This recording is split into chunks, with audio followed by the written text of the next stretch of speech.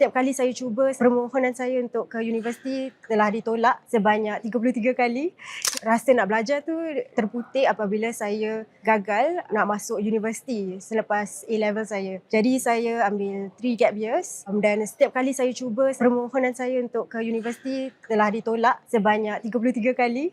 Waktu itu ada banyak cabaran yang saya hadapi. Ibu saya telah diagnose lah dengan brain tumor. Apabila saya melihat dia dalam kesakitan, saya berasa begitu terdorong untuk lakukan dengan yang terbaik sekali. I've always wanted to make her proud. Ibu saya tu seorang yang tough love. Tapi saya tahu dia bangga dengan pencapaian saya. Bila I graduate, arwah ibu saya masih ada. Saya masih ingat lagi, saya rasa sungguh bersyukur sebab dia ada di situ untuk melihat saya menggenggam ijazah. Sebab saya tahu pada akhir tahun universiti, saya tak pasti pun kalau dia boleh make it lah.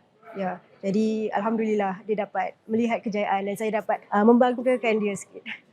Meja counting sebenarnya ditubuhkan pada 2024. Salah satu sebabnya ialah saya nampak mungkin ada sedikit kekurangan wadah untuk penulis muda berkumpul dan saling bertukar pendapat. Jadi saya dengan pengasas bersama Ali Fazil dan juga Hidayat Nordin, kami bergabung bahu dan menubuhkan Meja Counting. Bahasa Melayu ni bahasa yang saya paling faham budaya dan juga saya paling rapat dengan kata-kata atau frasa berbunga yang begitu indah, dan saya sangat menggalakkan orang ramai untuk terus menggunakan bahasa Melayu sebab apabila saya belajar di Perancis, saya begitu teruja apabila mereka dapat bercakap dalam bahasa mereka dengan penuh semangat, dan saya mahukan yang sama untuk bahasa Melayu.